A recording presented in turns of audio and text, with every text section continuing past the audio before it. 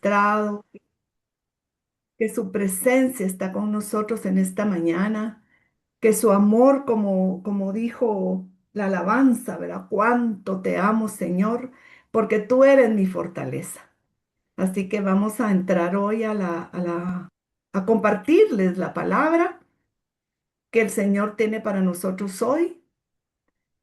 Es una palabra preciosa, la verdad que me llevó bastante tiempo eh, hacer esta presentación porque tiene tantísimo, tantísimo, tantísimo de parte del Señor para nosotros hoy y le pido al Señor que nos dé el tiempo necesario para poder compartir, para que poder terminar la presentación el día de hoy.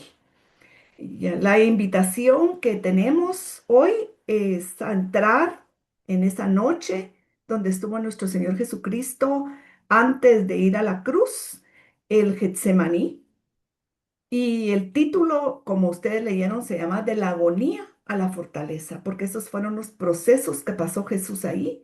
En mucha la enseñanza que tenemos, el versículo base está en Mateo 26:36. Esto es traducido al español de la Biblia amplificada, de la versión clásica. Dice, entonces Jesús fue con ellos, con sus discípulos, a un lugar llamado Getsemaní y les dijo a sus discípulos, siéntense aquí y esperen mientras yo voy allá a orar.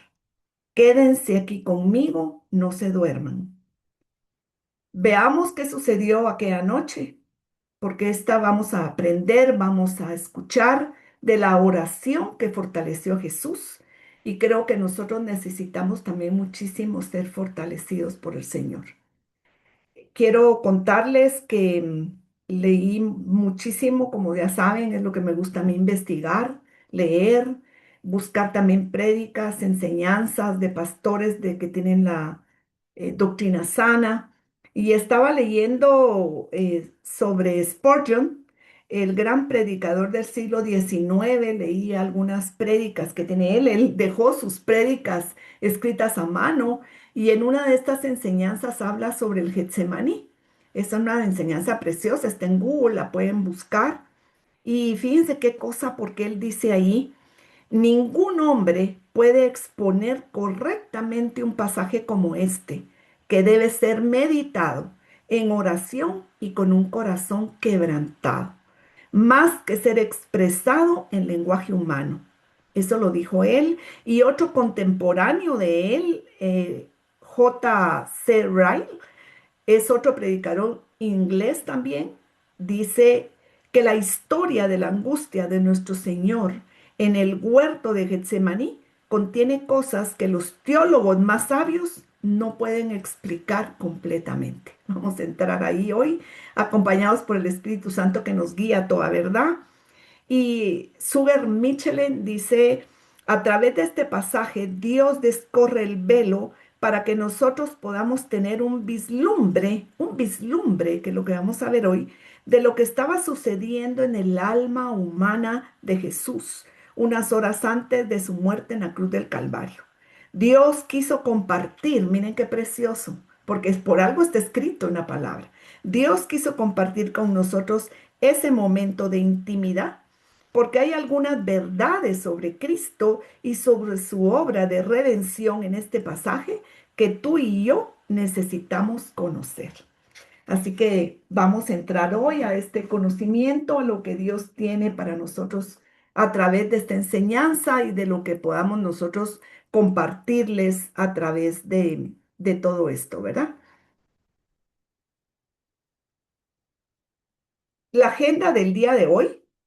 Y por favor, si quieren al final compartir o escribir algo en el chat, siéntanse en libertad de hacerlo.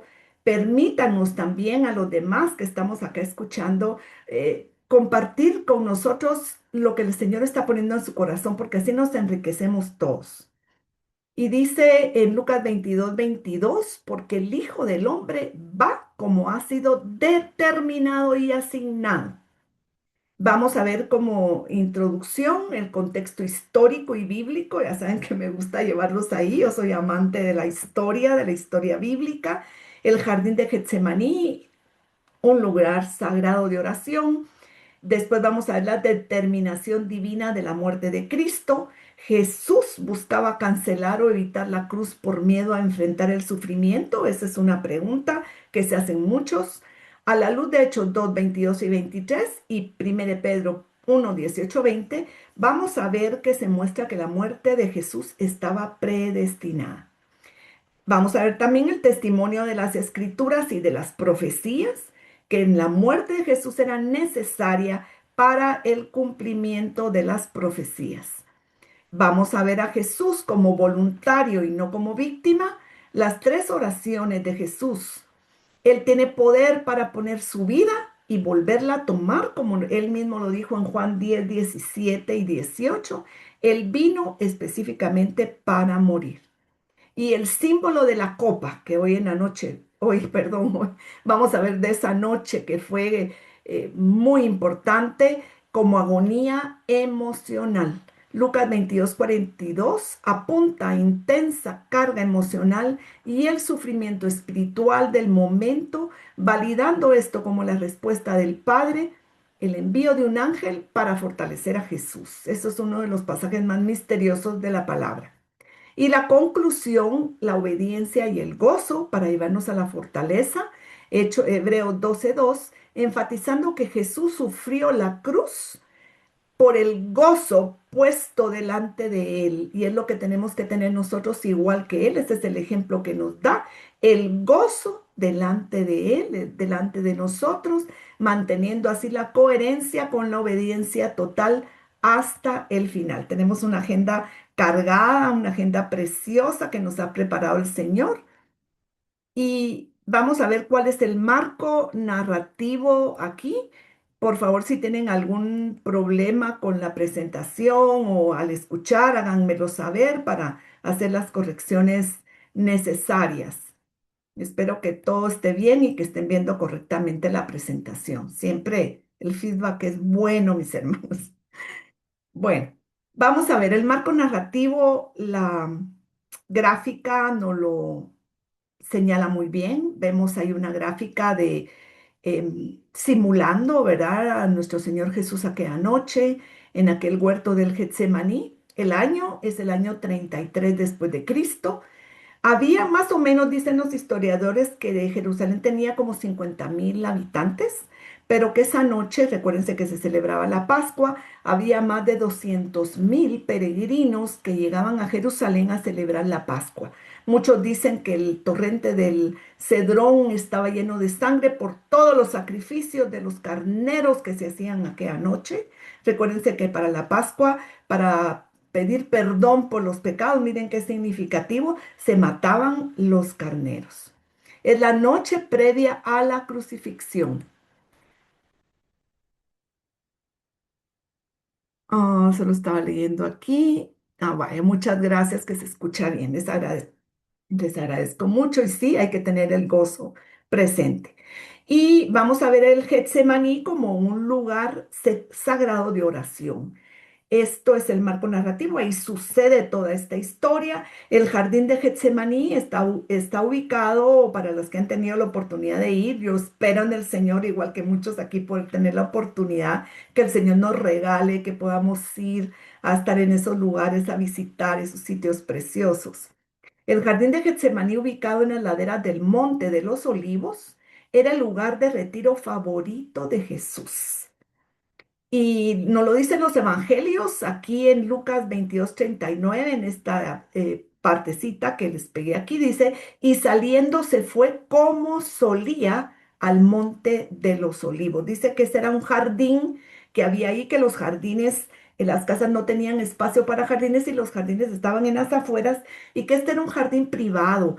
Alguien le prestaba a Jesús ese jardín para que él fuera a orar. Jesús hacía muchas vigilias, mis hermanos. Si ustedes leen los evangelios, se van a dar cuenta que los discípulos cuentan que Jesús iba continuamente a ese lugar. Incluso Judas conocía el lugar donde Jesús era su lugar favorito de ir a hacer vigilia y estar en oración constante con el Señor. Como les contaba al principio, a mí el Señor me hizo hacer muchas vigilias para hacer este estudio precioso, para poderlo entender. Créanme que meterse en esto, ustedes van a poder percibir ese espíritu. Yo estoy segura que les va a seguir ministrando a través de los días también el Espíritu Santo.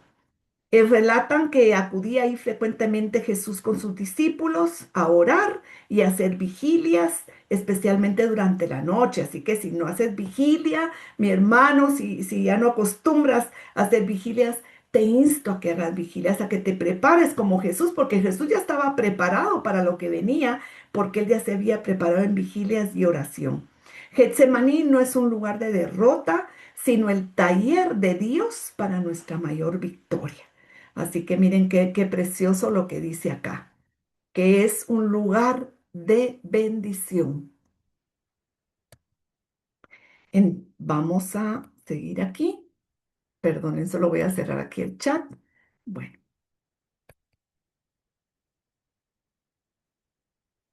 aquí tenemos una impresión del jardín del Getsemaní. Getsemaní en el griego se dice Getsemané, que significa prensa de aceite. Mire qué lugar más especial que escogió Jesús aquella noche para ir. Situado al pie del Monte de los Olivos, como dijiste, en un jardín de olivos antiguos. Hoy ya no existen esos olivos. El propio nombre, prensa de aceite, presagia la presión aplastante que Jesús soportaría esa noche. La prensa de aceite es un lugar de muerte del yo. Es el lugar donde rendimos la última fibra de nuestra voluntad. Hacia ahí nos quiere llevar el Señor, que entendamos y comprendamos y que aprendamos de Él. Era un olivar apartado al otro lado del torrente Cedrón. Los historiadores estiman que tenía entre 500 y 800 metros cuadrados. Habían olivos antiguos, algunos con más de 300 años. Creaban sombras densas. Ubiquémonos en el lugar. Bajo la tenue luz de la luna llena de Nisan, había una luna llena esa noche. Los historiadores dicen que hubo un eclipse de luna roja aquella noche.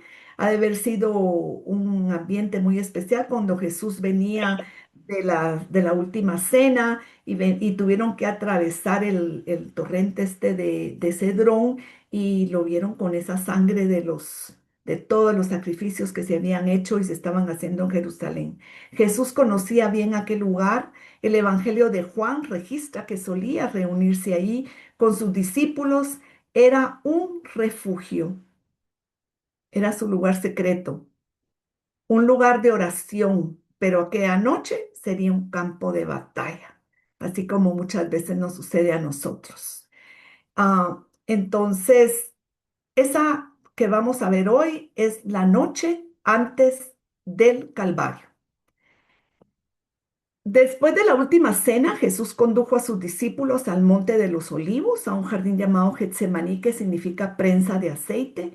Los relatos sinópticos, Mateo 26, 36, 46, los vamos a ver. Marcos 14, 32, 42 y Lucas 22, 39, 46 registran cada uno la agonía del Getsemaní. En Juan 12, 27 al 28 también refleja la agitación interior de Cristo y revela toda la profundidad de este momento crucial. Vamos a leerlo en traducción al español de la Biblia amplificada de la edición clásica, donde dice, y escuchen con cuidado cada palabra, porque el Señor dice que ni una coma, ni un punto será pasado de su palabra sin que se cumpla. Y este es Jesús hablando. Y dice, ahora mi alma está inquieta y angustiada. Tal vez la tuya y la mía sí. Ha estado muchas veces así. ¿Y qué diré? Dijo Jesús. Padre, ¿me salvas de esta hora de prueba y agonía? Es una pregunta que Jesús está diciendo, pero fue precisamente, Él solo está respondiendo, para este propósito que he venido a esta hora, para poder realizarla.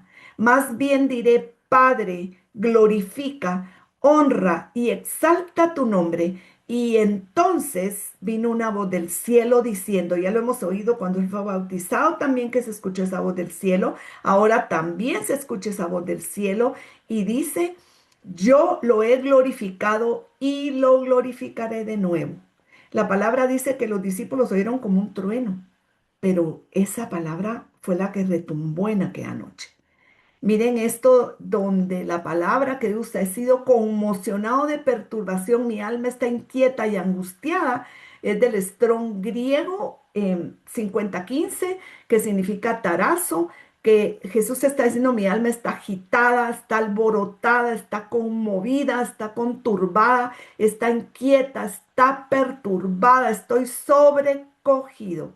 Todo esto está explicando nuestro Señor Jesús en ese momento. ¿Y por qué importa este momento?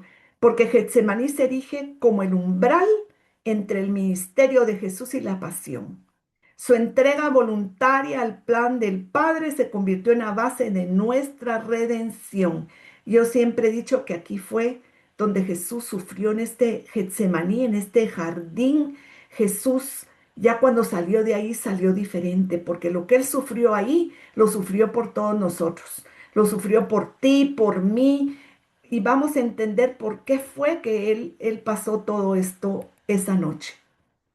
Hay un malentendido, mis hermanos, que muchas personas, incluso yo lo pude escuchar, cuando se habla, cuando Jesús dice, aparta de mí esta copa. Recuérdense que el mismo Jesús dijo, ¿y qué voy a decir? Que me aparte el Señor de ninguna manera. Pero Jesús ahí esa noche lo dijo 3 veces, aparta de mí esta copa. Y muchos piensan que Jesús está diciendo que lo que no quiere es ir a la cruz. Entonces, vamos a entender esto porque para eso nos estamos capacitando para entender perfectamente la palabra del Señor. Analicemos la premisa de que Jesús buscaba cancelar la cruz por miedo a la muerte, porque esa es una premisa que existe, incluso hay muchas enseñanzas que ustedes buscan y que dicen esto. Esta interpretación que nos presentan varios expositores es una interpretación personal que requiere revisión a la luz del plan eterno de Dios. Vamos a responder a la luz de las Escrituras. La determinación divina de la muerte de Cristo en Hechos 2:23 dice, a este entregado conforme al plan determinado. Aquí nos está diciendo la palabra que Jesús fue entregado conforme a un plan determinado y la presencia de Dios, la presciencia, o sea, esto es lo que Dios tiene estipulado, vosotros lo prendisteis, les está diciendo el apóstol Pedro en aquel discurso donde se convirtieron 3000, ¿se recuerdan?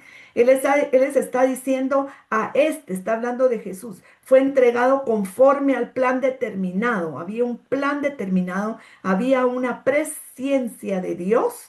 Y ustedes lo prendieron, ustedes lo crucificaron, ustedes lo mataron. Eso es lo que le está diciendo Pedro. Y en 1 Pedro 1, 18, 20 dice, tengan presente que han sido rescatados de su vana manera de vivir, la cual heredaron de sus padres, no con cosas corruptibles como oro y plata, sino con la sangre preciosa de Cristo. Tú y yo sabemos que hemos sido rescatados con la sangre preciosa de Cristo como un cordero sin mancha y sin contaminación. Él a la verdad fue destinado desde antes de la fundación del mundo. ¿Desde cuándo fue destinado Jesús? Desde antes de la fundación del mundo para que fuera como oveja, para que nosotros fuéramos rescatados de la vana manera de vivir, pero ha sido manifestado en los últimos tiempos por causa de ustedes. Entonces, ¿estaba Jesús pidiendo a Dios que de ser posible fuera cancelado su muerte en la cruz? ¿No quería el Señor morir realmente? Estos versos nos señalan que la muerte de Jesús estaba predestinada. Si Jesús hubiera estado pidiendo evitar la cruz, contradiría el consejo de Dios. Y sabemos muy bien que eso Jesús jamás lo haría. Ahora vamos a ver el testimonio de las Escrituras y las profecías. La muerte de Jesús era necesaria para el cumplimiento de las profecías. Lucas 24, 44, 46. Y les dijo, estas son las palabras que les hablé estando aún con ustedes. Es Jesús hablando. Que era necesario, aquí ya está Jesús resucitado, le está hablando a sus discípulos, que era necesario que se cumplieran todas estas cosas que están escritas de mí en la ley de Moisés, en los profetas y en los salmos. Entonces les abrió el entendimiento para que comprendieran las escrituras. Y eso le pido al Señor hoy que nos abra el entendimiento para que podamos comprender las escrituras. Y les dijo, Así está escrito y así fue necesario que el Cristo padeciera y resucitara de los muertos al tercer día. Y vemos también la sugerencia de Pedro de evitar el padecimiento de Jesús y fue rechazada como un obstáculo satánico. En Mateo 16, 21, 23, Jesús anuncia su muerte y victoria. Y dice, desde entonces Jesús comenzó a explicar a sus discípulos que le era preciso ir a Jerusalén y padecer mucho de parte de los ancianos y de los principales sacerdotes. Jesús ya sabía lo que iba a pasar. Y de los escribas. Los tomó aparte y comenzó, perdón, y dice, y era necesario que sufriera, que padeciera mucho y ser muerto y resucitar al tercer día. Pedro lo tomó aparte y comenzó a reprenderlo. Imagínate tú a Pedro diciéndole, Señor, ten compasión de ti mismo, jamás te suceda esto, y está en signo de admiración. Tengo que acentuarlo. Entonces él volviéndose le dijo a Pedro, y aquí hay otros símbolos de admiración, quítate delante de mí, Satanás. Me eres tropiezo, porque no piensas en las cosas de Dios, sino en las cosas de los hombres. Entonces tú crees que Jesús va a estar pidiendo que la cruz sea quitada de él, si él sabía perfectamente lo que iba a hacer, si él sabía que de Satanás le estaba viniendo esta invitación a que jamás le sucediera eso. Como tercer punto, Jesús entregó su vida como voluntario y no como víctima. Jesús afirmó que él tiene poder para poner su vida y volverla a tomar. Juan 10, 17, 18.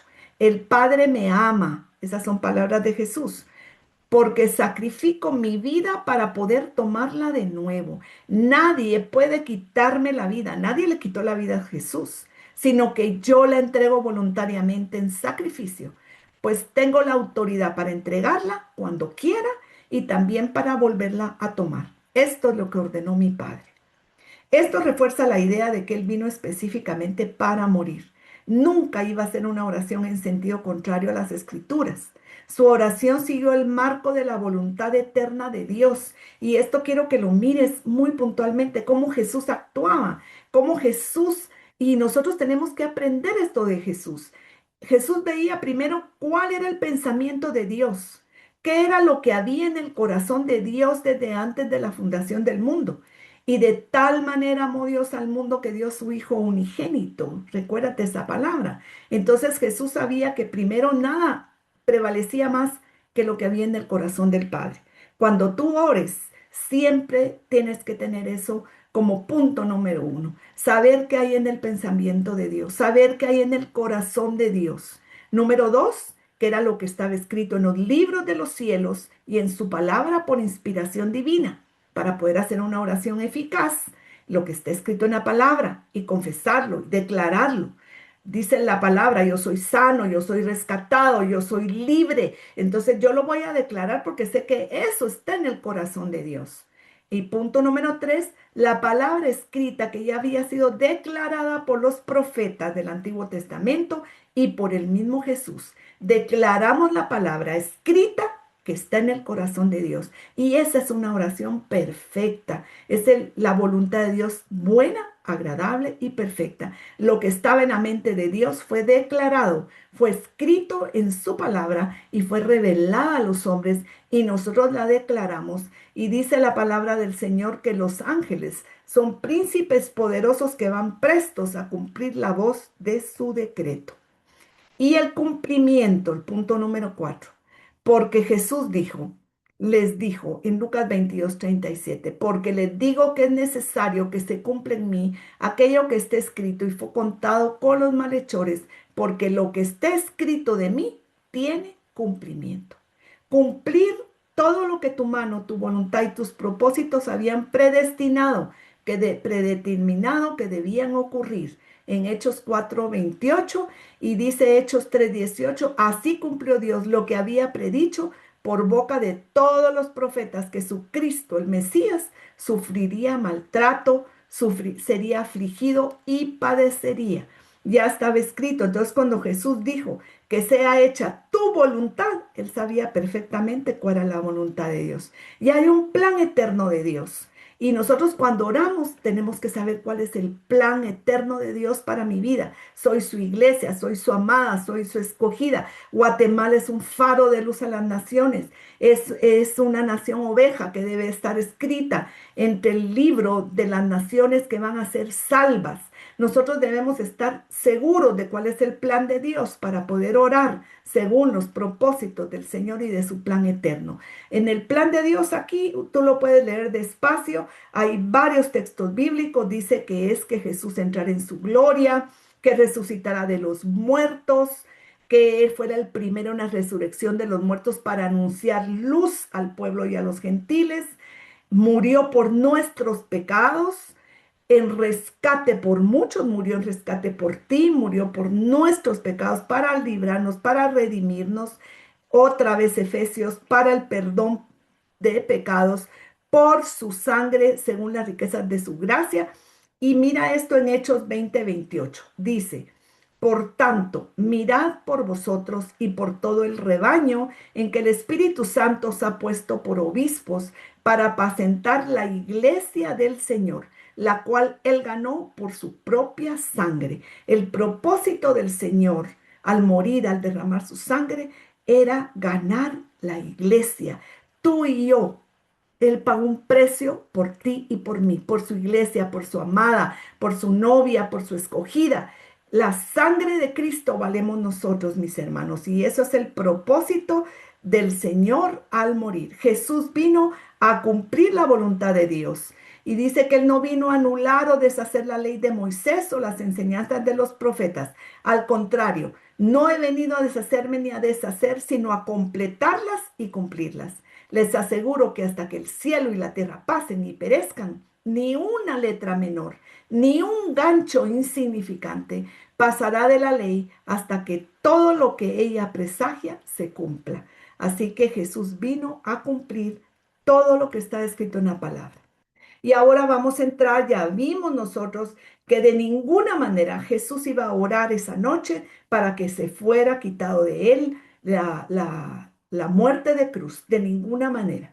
Pero él oraba que fuera, si fuera posible, que le fuera quitada esa copa. ¿De qué se trata esa copa? Entonces vamos a ver, mira, la gráfica es bastante elocuente. De esta copa se habla en la Biblia, mucho en el Antiguo Testamento, y también recuérdate que se habla en el Apocalipsis. Los juicios más tremendos son los juicios de las copas.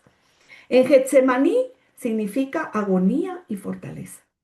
Él, Jesús, está bebiendo la justicia de Dios para que nosotros bebamos la gracia. Y eso es muy importante. Él se dio por ti, por mí. Lo vamos a entender completamente. La copa del sufrimiento, aquí estamos hablando del alma de Jesús, de sus emociones, de sus sentimientos, de Jesús, verdadero hombre y verdadero Dios. Y para que tú sepas cómo Jesús se sintió aquella noche, cómo realmente estaba el corazón y el alma del Señor. Cáliz es el strong hebreo 3563, que significa cos, copa, mantener junto. Entonces, la copa del sufrimiento refleja la misión de Jesús, asumir el sufrimiento que viene y aceptar por amor todo lo que implica su pasión. La copa simboliza el destino dado por Dios, a menudo ligado al juicio divino y al dolor. En Isaías 51:17, la copa simboliza la ira de Dios. Y dice, despierta, levántate, levántate Jerusalén. Tú que has bebido de la mano del Señor la copa de su ira. Tú que has bebido la copa del tambaleo y la embriaguez hasta los sedimentos. Y en Jeremías 25:15 también dice de la copa que es el juicio de su mano. Porque así me dice el Señor, el Dios de Israel. Toma de mi mano esta copa del vino de la ira y haz que todas las naciones a las que te envío la beban. Entonces estamos viendo que esa copa hablaba de un juicio por los pecados. Jesús, recuérdate que Jesús era santo, era sin mancha. Él nunca cometió pecado. Él no sabía lo que era estar alejado de Dios, porque la paga del pecado es la muerte. Recuérdate, yo no sé si Tú has leído algunas veces sobre la empatía de los niños. Fíjate que dice que cuando los niños pequeños, un niñito llora, otro también llora. Y también que el niñito sabe lo que es malo por sí mismo, porque cuando bota algo y lo quiebra, se asusta y espera como con culpa. ¿Qué pasó? Ahora no, imagínate una persona que mata, una persona que, bueno, una persona que roba, una persona que hace pecados terribles, tanto que podemos hablar. Jesús no conocía nada de eso. Y aquella noche él iba a experimentar lo que era el pecado en sí mismo, en su alma. Le iba a llevar, miren mis hermanos, no hay un pecado, no hay un pecado, por pequeño, por grande que sea, que Jesús no haya llevado y nos haya librado a nosotros del castigo de esa copa de pecado que nosotros teníamos que haber bebido y que Él la tomó para que nosotros bebamos gracia, para que fuéramos limpiados. Jesús lo habla y también cuando habla en la cena antes y dice, este es mi sangre, cuando les pasó la copa, que será entregada por un nuevo pacto, porque ahora ya ustedes no serán culpables de pecado, yo los voy a redimir, vamos a anular el acta de decretos.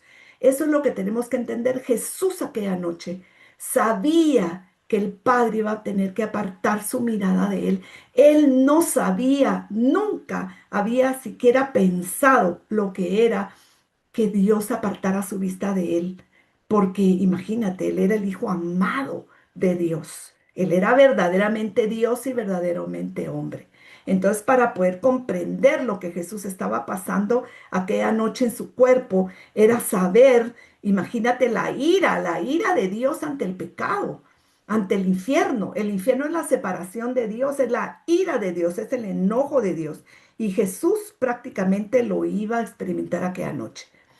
Esta copa a que se refiere aquí el Getsemaní es la copa que Jesús les habló a los discípulos cuando tú te recuerdas muy bien, cuando la mamá de los hijos del trueno, de Jacobo y Juan, vino con Jesús y le dijo, hey Jesús, mira que mis hijos son, ay mira, son maravillosos, son preciosos, que cuando estés en el cielo se siente uno a tu derecha y uno a tu izquierda. ¿Te recuerdas de eso?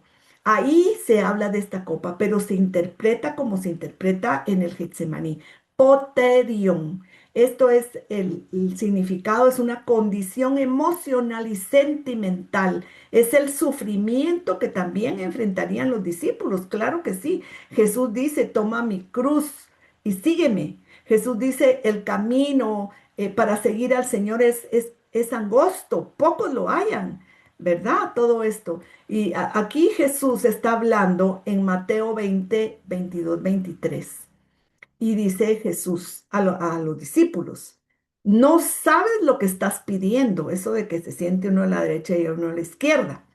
Y volviéndose a Jacobo y a Juan, les dijo, ¿se creen ustedes capaces de beber del terrible vaso?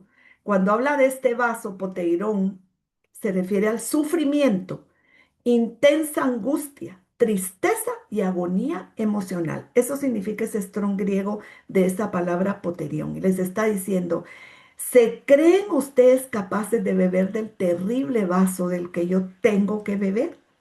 Y de resistir al bautismo con que voy a ser bautizado. ¿Y saben qué respondieron ellos? Sí, podemos. Somos capaces, le dijeron en otra versión. Pues a la verdad les dijo Jesús, van a beber de mi vaso. Les contestó Jesús, y van a bautizarme con mi bautismo. Pero no tengo el derecho de decir quiénes se sentarán junto a mí. Mi Padre es el que lo determina. Jesús les dice, sí, realmente van a beber de ese vaso. Realmente van a pasar por esto que estoy pasando yo, pero estoy yo no precisamente lo mismo que yo voy a pasar, lo que voy a sufrir, porque lo voy a sufrir por ustedes, para que no tengan que sufrirlo nunca, nunca, nunca. Entonces, cuando Jesús les pregunta a los discípulos, ¿podéis beber del vaso de la copa que yo he de beber? Implica una participación compartida en el sufrimiento, en la aflicción y en el sacrificio por causa del reino. Esto significa una identificación en sus padecimientos. Esto es una experiencia de prueba y dolor extremo que no solo él enfrentaría, sino que también caracterizaría la vida de sus seguidores. la realidad del discipulado. Al preguntar esto, el Señor les advierte que seguirle implica enfrentar rechazo, persecución, entrega a las autoridades. Recuérdate que se los dijo todo eso.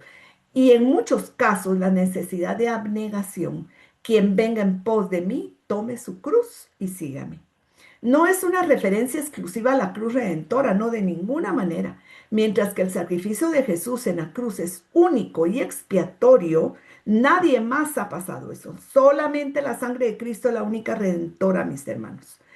La copa en este contexto se extiende a la vida de fe de los discípulos, la tuya, la mía. Al igual que Jesús experimentó tristeza y agonía en el Getsemaní, sus discípulos también pasarían por tribulaciones propias de su labor ministerial y su fidelidad al mensaje del Evangelio.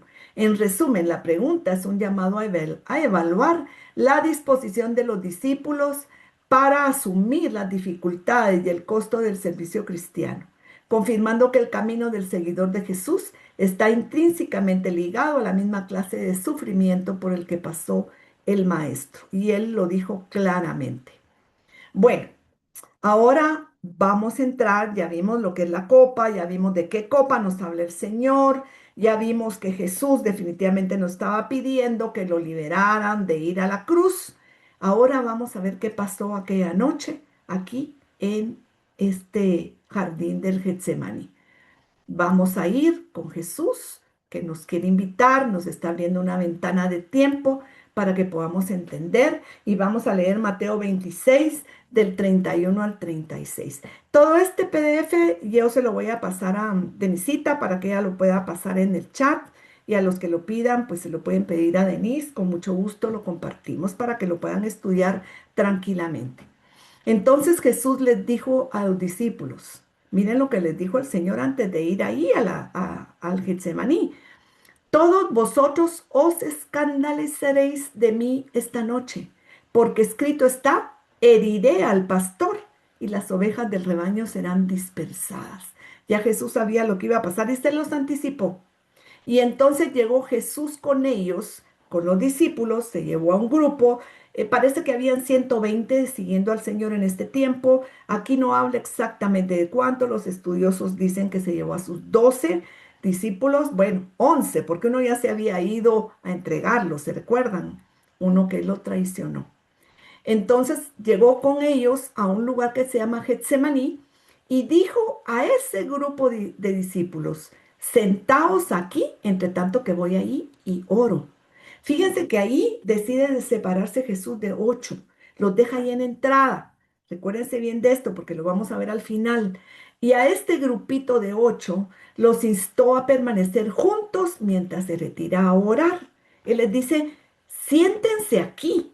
Y cuando les dice siéntense, es el Strong 2523 catizo, que significa deténganse aquí, quédense firmes, inamovibles. Esténse aquí, quédense sentados, como le dices tú a un niñito, ¿verdad? Tu hijo, aquí te quedas sentado hasta que yo venga. Y así les dijo a ellos, aquí se quedan, siéntense y yo voy ahí a orar. No les dijo a ellos que oren, entendamos. A ellos les dijo, siéntense aquí, estén firmes, estén inamovibles, espérenme. Siéntense es un llamado a la obediencia, a la vigilancia. Implica un significado más profundo. Los que estudian esto dicen que a ellos los dejó afuera, en la puerta, para ver para afuera, para ver las emociones, para ver todo lo que podía ocurrir afuera. Los dejó vigilando, no platicando, no, como decimos en buen chapín, chachalaqueando, pasando el tiempo. Ay, es una noche, vamos a ver qué dijo el maestro. No, les dijo, deténganse, estén firmes, estén inamovibles. Desea su compañía, desea su apoyo espiritual mientras se prepara para lo que está por venir. Es un momento crucial para nuestro Redentor y Él se adentra en la noche y en la oración. Voy a orar allá significa un viaje físico y espiritual. Orar allá implica alejarse de las distracciones y concentrarse en esencia de la oración, la comunión con Dios. Jesús va a entrar a esa comunión especial con Dios y está dejando a este grupo en la puerta. No, a todos se los lleva hasta adentro. Fíjense cómo separa a los apóstoles. ¿De qué grupo seremos nosotros? De los que nos dejen a puerta o de este otro grupo, se lleva tres. Se llevó a los hijos de Zebedeo, los famosos que la mamá le dijo que por favor los sentara a la derecha y a la izquierda. Y a Pedro, por supuesto que se lo llevó. Y tomando a Pedro y a los dos hijos de Zebedeo, dice Mateo 26, 37, 38, comenzó a entristecerse y a angustiarse en gran manera. Y ya estaba con los más íntimos. Entonces Jesús les dijo, oigan cómo les dijo, mi alma está muy triste hasta la muerte. En otra versión dice, casi muero de la tristeza que tengo. Quédense aquí y velen conmigo. Fíjense lo que les dijo. No les dijo, oren conmigo, les dijo, velen conmigo, hagan vigilia conmigo. A un tiro de piedra los dejó el Señor, dice, a 30 metros más o menos. Si tú tiras 30 metros, pues todavía puedes ver a los que están ahí. Es una distancia razonable que le permitía estar físicamente separado, pero lo suficientemente cerca como para estar a la vista de sus compañeros. Es digno de notarse que Jesús aquí no les pidió que oraran con él, ni a los de la puerta, que les dijo, siéntense, quédense, ni a esos otros que les dijo, quédense aquí y velen conmigo. Y él se fue más adelante. Velar significa vigilar. Manténganse despiertos. Eso es lo que el Señor nos está diciendo. Manténganse despiertos. Vigilen, velen, oren, así nos dice el Señor. Oren, cuando Jesús les dijo que él iba a orar, prosejomai, suplicar, yo voy a suplicar, yo voy a adorar. En una activa y perseverante, dice que Lucas enfatiza el esfuerzo agonístico, que no es una oración de petición sencilla, es una intercesión de conflicto existencial la que va a ir a hacer Jesús. Y para eso va solo. Él se adentra en aquel lugar y se va todavía más profundo. Y fíjense, esta parte que yo les voy a hablar ahora, nos vamos a referir únicamente a lo que pasó con los discípulos para que podamos entender bien. Lo voy a dividir en dos partes. Las tres oraciones de Jesús y las tres veces que Jesús les habla a sus discípulos aquella noche. La primera, después de la primera oración de Jesús, Jesús regresa después de una hora y dice que fue a despertar a los discípulos. Yo me imagino que fue a moverlos. Miren, la gráfica es más que elocuente. Dice que se apartó de ellos a distancia como de un tiro de piedra, Lucas 26, 41. Y en Mateo 26, 40, 41 dice, vino luego a sus discípulos y los halló durmiendo. Y dijo a Pedro, así que no habéis podido velar conmigo una hora. En otra versión dice, así que no han sido capaces, no han sido capaces de velar conmigo una hora. Y ahí sí les dijo, velad y orad. Aquí sí ya les habló de orar, para que no entren en tentación. Tentación es la palabra perismos, es poner a prueba, que no entren a prueba, para que no les ataque la adversidad, para que no entren en disciplina. Para eso es que les está diciendo que velen y oren. El espíritu a la verdad está dispuesto, pero la carne es débil, les dijo Jesús. Jesús siempre amoroso, cuidadoso. La gráfica vemos aquí la imagen de Jesús adentro, a 30, a un tiro de piedra y los otros bien dormidos. Pero vamos a ver qué pasó con esos discípulos. ¿Por qué estaban así? ¿Qué pasó con ellos? Bueno, aquí donde Jesús les dice, no fueron fuertes, cuando les dice, no habéis podido velar conmigo. Esa palabra podido es, fueron fuertes, prevalecieron, no tuvieron fuerza, no fueron capaces de permanecer despiertos. Significa velar y vigilar. Ellos no fueron capaces realmente. ¿Por qué? Lo vemos aquí. Jesús se vuelve a alejar y vuelve a orar, vuelve a entrar en la oración del Padre y vuelve a regresar. Aquí ya no dicen cuánto tiempo, tal vez otra hora más, porque fue la noche, esa angustia del Señor. Y dice que regresó y los volvió a encontrar durmiendo, pero Lucas nos dice algo muy puntual. ¿Por qué estaban durmiendo esos discípulos? Porque dice que estaban durmiendo a causa de la tristeza. Recuérdense lo que Jesús les dijo, van a ser esparcidos, uno me va a traicionar, yo voy a morir, voy a entregar mi cuerpo. Todo eso a los discípulos los agobió.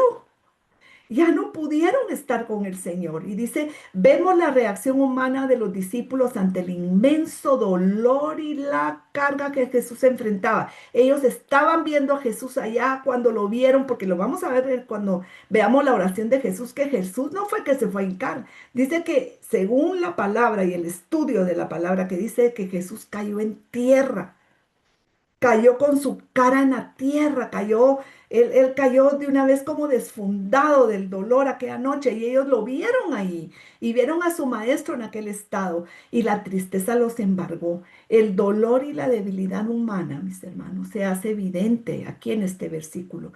Los discípulos sumidos en su propio dolor son incapaces de ofrecerle el apoyo que necesita en su momento de angustia. La oración es un medio, miren, qué diferente hubiera sido si a pesar de esa tristeza, si a pesar de ese dolor, si a pesar de ese agobio que sentían, ellos hubieran estado orando con el Maestro. La oración es un medio para buscar la fortaleza y la guía de Dios. No dejes de orar. Ora sin cesar, porque vuestro adversario, el diablo, anda como león rugiendo, viendo a quién devora. Dice que la oración es un medio para buscar la fortaleza y la guía de Dios. Especialmente, mira, especialmente para qué es, porque les dijo, el espíritu está presto, pero la carne es débil. ¿Para qué es la oración? Para vencer la carne, para mantenernos alertas y vigilantes en tiempos de prueba. Cuando habla que los discípulos estaban durmiendo a causa de la tristeza, esa palabra es profunda tristeza, no es cualquier tristeza, es una molestia, es un dolor que ellos tienen. Estaban durmiendo, pero ese durmiendo no es lo que nosotros usamos para dormir en la noche, es coimao, significa morir, fallecer, yacer estirado. O sea, esos discípulos cayeron como muertos ahí esa noche de tanto dolor, de tanto agobio. Y en otra versión de Mateo 26:43 dice, vino otra vez y halló durmiendo, los halló durmiendo porque los ojos de ellos estaban cargados de sueño. Eso cargado de sueño significa ojos pesados, estaban abrumados, rendidos de sueño. Eso muchas veces nos sucede, mis hermanos, cuando hay situaciones muy difíciles, muy duras en la vida. Es fácil criticar a los discípulos, pero quien no ha pasado por situaciones difíciles no sabe. Yo sé de personas que prefieren irse a dormir cuando están pasando una pena muy grande porque no soportan estar despiertos. Aquí el Señor nos está diciendo, sean capaces de estar despiertos, no importa lo que venga, no importa la hora que se aproxima, porque más adelante hay un gozo. Vean ese gozo, vean más allá, crean en mí, porque Jesús ya les había dicho, yo voy a resucitar. Él les había dicho todo a los discípulos, pero ellos en aquel momento se dejaron agobiar, abrumar por la tristeza y no fueron capaces de soportar y estar de pie. Y la tercera vez que Jesús viene después se va de nuevo y va a orar otra vez. Y aquí viene, y saben una cosa, dice que ya es tarde. Cuando viene y otra vez durmiendo. Y ya les vuelve a decir, entonces vino a sus discípulos en Mateo 26, 45, 46. Los volvió a hallar ahí dormidos y les dijo, dormid ya y descansad. Fíjense que eso significa, tomen, reposen, tomen su intermedio, su recreación, duérmanse y descansen, porque ya ha llegado la hora y había pasado el tiempo. O sea, hubo un tiempo para estar ahí con el Señor. Hubo un tiempo porque vamos a ver lo que sucedió en esas tres oraciones de Jesús. Los discípulos hubieran podido estar en esos momentos con el Señor y se perdieron eso. He aquí ha llegado la hora y el Hijo del Hombre es entregado en manos de pecadores. Levantaos, ahí sí ya les dijo, levantaos. Eso, levantaos, enderécense, resuciten de la oscuridad, significa, imagínate, si resuciten de la enfermedad, resuciten de la muerte, hagan acopio de sus facultades. ¿Qué les dijo Jesús? Miren, hagan de tripas corazón, ya hagan fuerzas de flaqueza, levántense. Levántese de esa oscuridad, levántense de esa enfermedad, levántase de cómo se sienten. Vamos y ved, porque se acerca el que me entrega. Mira qué tremendo momento este donde Jesús les dijo, ¿cómo se habrán sentido aquellos discípulos esa noche? Y fíjense lo que dice más, todo esto sucede para que se cumplan las escrituras de los profetas.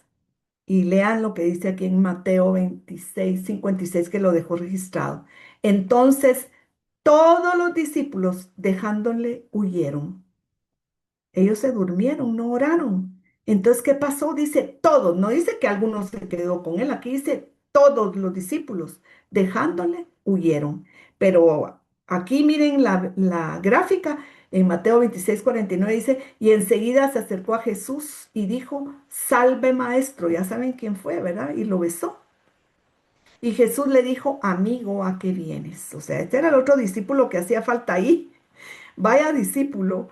Y aquí dice, los discípulos durmieron y por ende cayeron. Como consecuencia de ese sopor de ellos, todos los discípulos le dejaron y huyeron. Y vamos a ver algo muy importante aquí, que la vigilancia, la oración, la lección de la oración, la vigilancia y la fidelidad. ¿Estamos preparados para los desafíos venideros, mis hermanos? Jesús les instaba a los discípulos a vigilar y orar 3 veces para que no cayeran en la tentación. Este llamado que el Señor nos hace es a la alerta espiritual y resuena a lo largo de los siglos. En nuestros momentos de prueba, la vigilancia orante es nuestra mayor defensa. Prestar mucha atención a lo que está pasando, más que nunca. Tenés que estar alerta cuando están pasando situaciones, ser cauteloso, ser activo más que nunca. Es un llamado a nosotros los creyentes a mantenernos despiertos y fieles en momentos de prueba. 3 veces Jesús volvió y encontró a Pedro, a Santiago y a Juan dormidos. A pesar de sus declaraciones previas de lealtad, Pedro dijo, yo voy a dar la vida por ti. Los discípulos dijeron, ¿cómo te vamos a abandonar? Si nos queremos sentar uno a la derecha, uno a la izquierda. Sus cuerpos se dieron al agotamiento. La debilidad humana y la carne son débiles, sobre todo en momentos de gran angustia. Gracias a que Dios nos dejó al Espíritu Santo, que nos fortalece, que nos ayuda, que nos guía. Y gracias por la sangre de Cristo, gracias por ese sacrificio que Jesús hizo en la cruz, que nos levanta y nos da la fortaleza que necesitamos. La dispersión de los discípulos tras la captura de Jesús muestra la importancia de la vigilancia. La fidelidad requiere estar despiertos espiritualmente y en oración constante, mis hermanos. La historia de los discípulos que te acabo de narrar advierte sobre la tendencia a dormir espiritualmente. En momentos críticos es mejor echar la vista para otro lado. Es mejor dejar de orar o solo decir gracias, Señor, por los alimentos y viendo semejante cosa que se viene encima, viendo situaciones que hay delante tremendas. Es cuando más tenemos que orar. En momento, los 11 discípulos estuvieron cerca, 3 estuvieron más cerca todavía, pero solo Cristo llegó al punto de rendición completa, donde quedaba solo él y su Padre. Los de la puerta veían hacia afuera, hacia las emociones, hacia los sentimientos, los otros 3 hacia adentro. Nosotros tenemos que estar así, puestos los ojos en Jesús, autor y consumador de la fe, pero despiertos. Así es como podemos salir avantes y victoriosos en momentos de prueba. Bueno, ahora vamos a entrar a las oraciones de Jesús. Ya vimos lo que pasó con los discípulos. Se lo quería apartar para que viéramos qué pasó allí esa noche. Ahora vamos a ver las 3 oraciones de Jesús y su significado. Aparta de mí esta copa. La oración del Señor.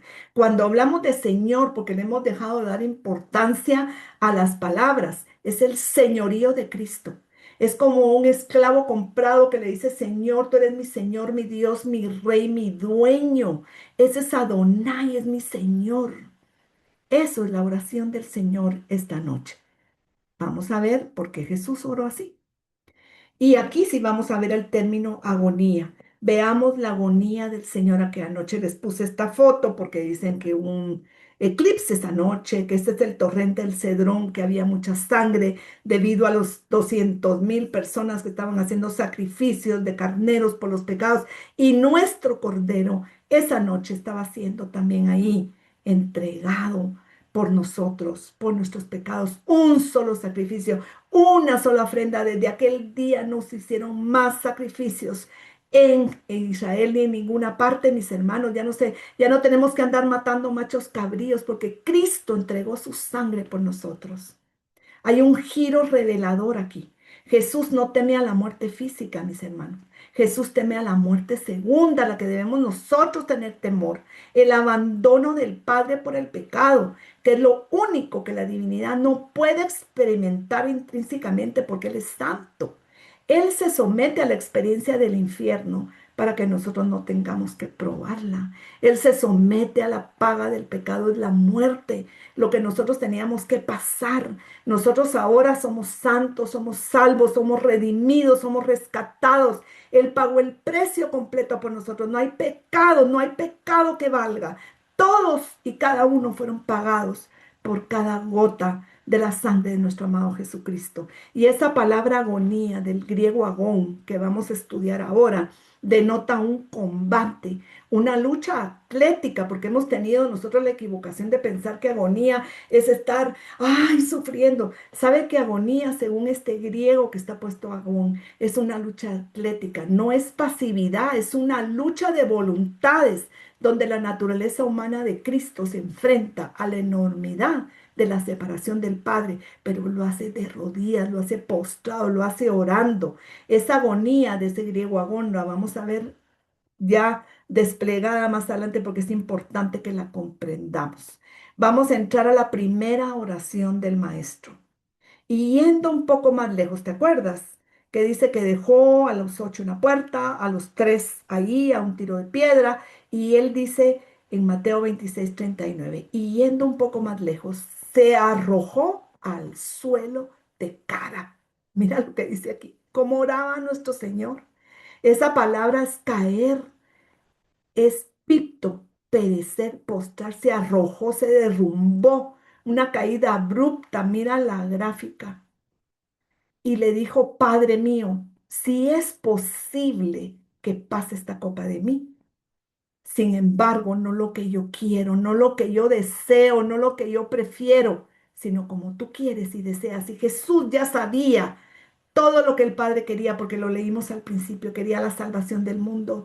Por amor a nosotros entregó al Hijo para que todo aquel que en Él crea sea salvo. Quería que fuéramos redimidos, quería una iglesia santa, pura, sin mancha, sin arruga. Todo eso iba a venir, porque esa era la voluntad del Padre. Por eso le dijo, no lo que yo deseo ahorita, que yo no deseo que tú apartes tu rostro de mí, Señor, este pecado me abruma, no lo soporto, pero que no sea lo que yo quiero, lo que yo deseo, lo que yo prefiero, sino como tú quieres y como tú deseas. Somos capaces de hacer esa oración. Y dice, postrado ante el Padre, Jesús cayó con el rostro al suelo. Es una postura de total humildad y desesperación. No se limitó a arrodillarse, estaba abrumado hasta el punto de postrarse. En Marcos 14:33 lo describe. Miren, mis hermanos, yo al hacer este estudio he llorado tanto, de verdad, imaginarme al maestro puro, sin mancha, nunca había pecado y pasar eso por mí, para darme libertad, para darme redención. A mí me ha quebrantado mi corazón. Y también pensar que a veces solo podemos decir gracias por este día, cuando Él se tiró al piso, se puso su cara en la tierra por nosotros. Y dice en Marcos 14:33, lo empezó a sentirse golpeado por el terror y por el asombro y profundamente perturbado, angustiado y deprimido. Así estaba Jesús esa noche. Dice que estaba asombrado, jambeo, espantado, asustado, pavor paralizante. Estaba perturbado penosamente. Demoneo significa gravemente angustiado. Tenía un alma contristada, esperil lupus, intensamente triste, con dolor. Todas estas emociones, todos estos sentimientos que tenía Jesús. ¿Y sabes por qué? Por el pecado. Porque así no deberíamos de sentir nosotros de solo pensar si vamos a decir una mentira, si vamos a hablar mal de un hermano, si vamos a estar calumniando, si vamos a participar de ver películas obscenas o cosas que al Señor le desharán. Así nos deberíamos de sentir, porque el Espíritu Santo se contrista en nosotros cuando nosotros participamos de esto. ¿Por qué? Porque Jesús pasó todo esto para que nosotros podamos tener la gracia de entrar al trono de la gracia confiadamente, decirle, Abba, papito, papa, a Dios Todopoderoso, a Elohim, al Altísimo, al Dios Santo, y poder entrar confiadamente, dice, al trono de la gracia, para alcanzar la misericordia necesaria para obtener el oportuno socorro. Jesús hizo todo eso para que se partiera el velo, para que nosotros pudiéramos entrar directamente al lugar santísimo, como decía la alabanza del principio. El principio. Jesús tuvo un grito honesto. Esta oración revela que Jesús no se ocultó nada al Padre. Mi alma está muy triste, profundamente afligida. Casi muero de tristeza, dice el versículo 38. Sin embargo, se entregó a la voluntad soberana de Dios. Mientras Jesús estaba pasando esto, los discípulos estaban durmiendo a un tiro de piedra. Pero mira qué pasó aquí. Y eso, miran, esto dicen los estudiosos que son una de las partes más misteriosas que pasaron esa noche ahí. Porque Jesús fue fortalecido desde el cielo. Y yo quiero decirte algo, mi hermano, mi hermana. Porque Jesús, cualquiera diría, estaba solo aquella noche. Jesús no estaba solo. Tú no estás sola, tú no estás solo. Hay ángeles del cielo. El Señor siempre manda su ayuda. El Señor siempre manda su socorro, porque el Señor quiere que nosotros estemos fortalecidos, levantados de pie, atentos, cumpliendo los propósitos de Él para que demos fruto para Él, para que seamos esa iglesia gloriosa, bendecida, levantada, reino de sacerdotes, de profetas, de maestros que valen la sangre preciosa de Cristo. Y aquí dice en Lucas, que es el único que lo narra de los evangelios, Lucas 22:43 dice, después de la primera oración, después de este primer oración que acabamos de leer, ahí se le apareció un ángel del cielo, fortaleciéndole en espíritu. Mira qué precioso. Fíjate que dice que este ángel lo vino a fortalecer en el espíritu. Fortaleza es vigorizar, es enishu, fuerza, vigor, capacidad de resistencia y poder para soportar. No aguantar, mis hermanos, aguantar es por la propia fuerza, pero soportar es tener en medio una base, algo a que aferrarte para poder seguir adelante. Y ese ángel dice que fue mandado. Yo le pido al Señor que esta noche te mande a ti también, ese ángel, este día, perdón, que pasó en esa noche, ese mismo ángel que ministró a Jesús esa noche, que venga a ministrarnos la fortaleza que necesitamos nosotros, su ejército de intercesores, de atalayas, para que nos vigorice, nos dé fuerza, vigor, capacidad de resistencia para poder soportar y avanzar y cumplir lo que Dios tiene para nosotros, para nuestra familia, nuestros hijos, nuestra iglesia, nuestro entorno. Guatemala. Dice que ese ángel era del cielo. Uranos, de la morada de Dios vino aquel ángel. No tiene nombre. Muchos dicen que era el ángel Gabriel, porque significa fuerza de Dios. Pero fíjense que el ángel Gabriel siempre se identificó con su nombre. En cambio aquí no dice el nombre.